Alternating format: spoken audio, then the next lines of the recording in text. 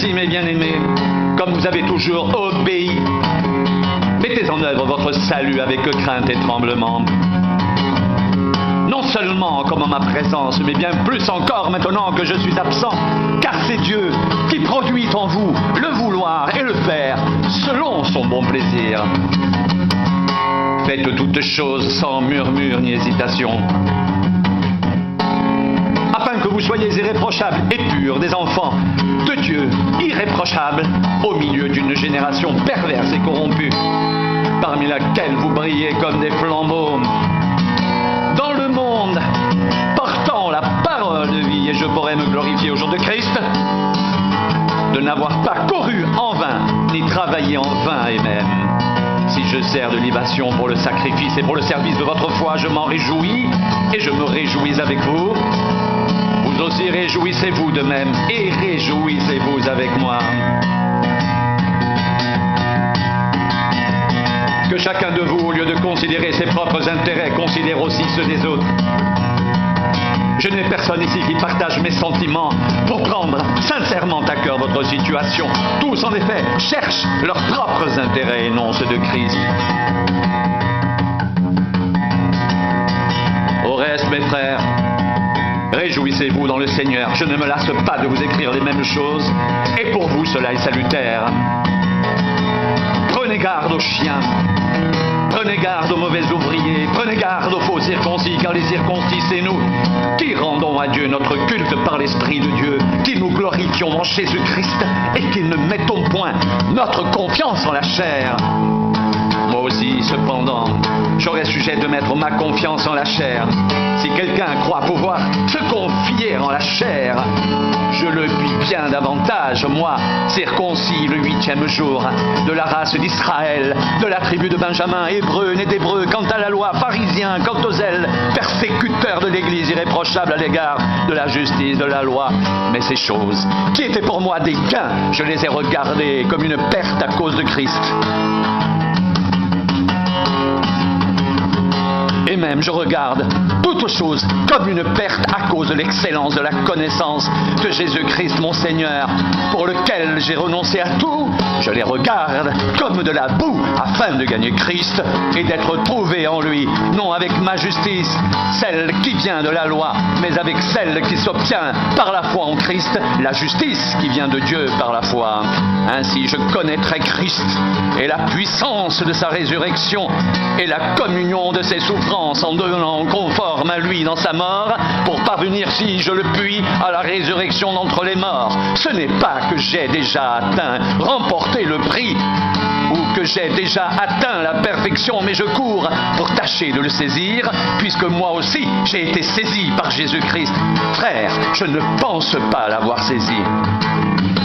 Mais je fais une chose, oubliant ce qui est en arrière et me portant vers ce qui est en avant, je cours vers le but pour remporter le prix de la vocation céleste de Dieu en Jésus-Christ. Nous tous donc, qui sommes des hommes faits, ayons cette même pensée. Et si vous êtes en quelque point d'un autre avis, Dieu vous éclairera aussi là-dessus. Seulement, au point où nous sommes parvenus, marchons d'un même pas. Soyez tous mes imitateurs, frères, et portez les regards sur ceux qui marchent selon le modèle que vous avez en nous. Car il en est plusieurs qui marchent en ennemis de la croix de Christ. Je vous en ai souvent parlé, et j'en parle maintenant encore en pleurant. Leur fin sera la perdition. Ils ont pour Dieu leur ventre, ils mettent leur gloire dans ce qui fait leur honte. Ils ne pensent qu'aux choses de la terre. Mais nous sommes citoyens des cieux. Nous nous attendons comme sauveur le Seigneur Jésus-Christ, qui transformera le corps de notre humiliation en le rendant semblable au corps de sa gloire, par le pouvoir qu'il a de s'assujettir toutes choses.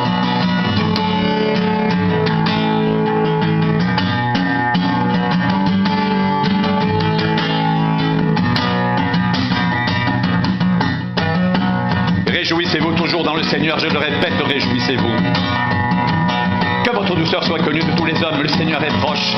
Ne vous inquiétez de rien, mais en toutes choses faites connaître vos besoins à Dieu par des prières et des supplications avec des actions de grâce.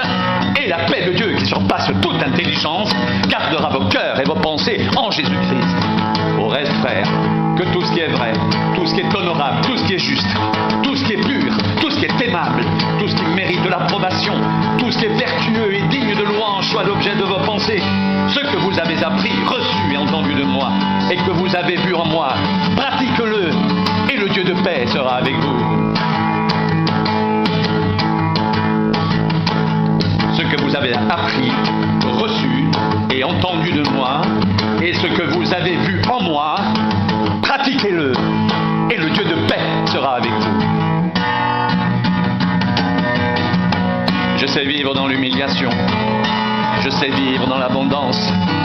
En tout et partout, j'ai appris à être rassasié et à avoir faim, à être dans l'abondance et à être dans la disette. Je puis tout par celui qui me fortifie.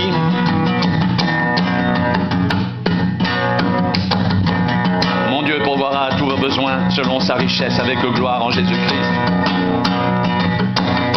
À notre Dieu et Père, soit la gloire au siècle des siècles. Amen.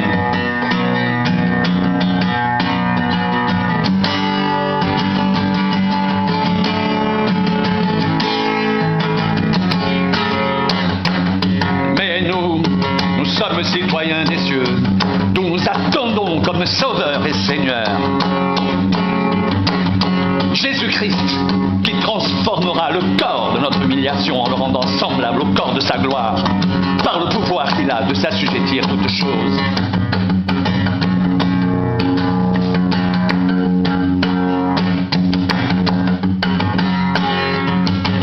Nous tous donc qui sommes des hommes faits, ayons cette même pensée.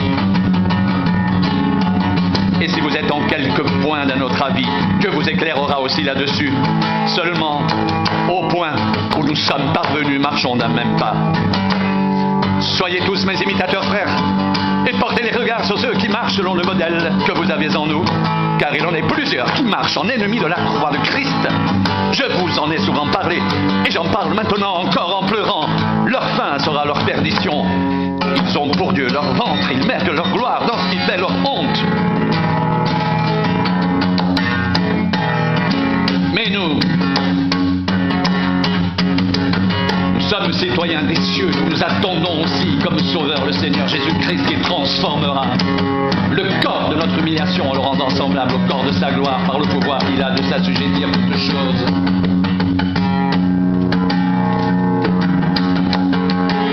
Il en est plusieurs qui marchent en ennemis de la croix de Christ.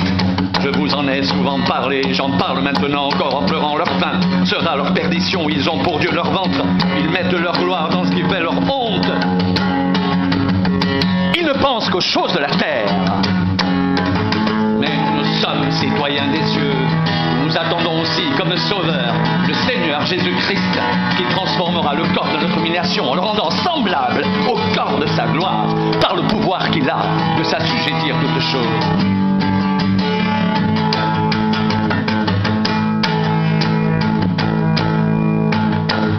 Réjouissez-vous toujours dans le Seigneur, je le répète, réjouissez-vous.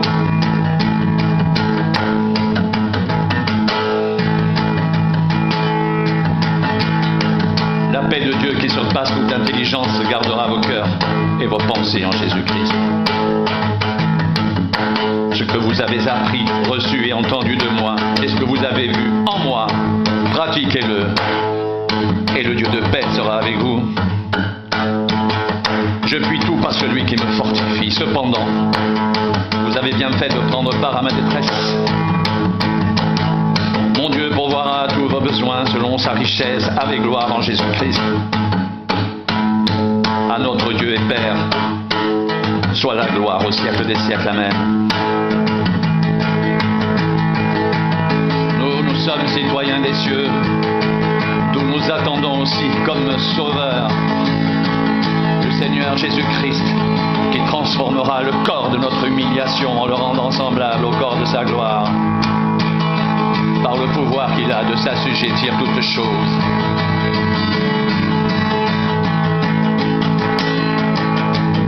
Par le pouvoir qu'il a s'assujettir toutes choses.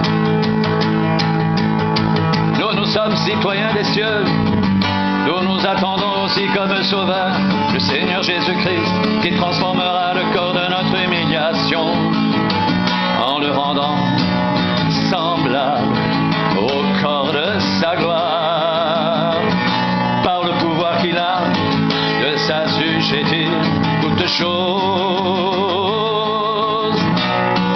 Mais nous sommes citoyens des cieux, nous attendons aussi comme sauveur le Seigneur Jésus-Christ qui transformera le corps de notre humiliation en le rendant semblable au corps de sa gloire, par le pouvoir qu'il a de s'assujettir toutes choses.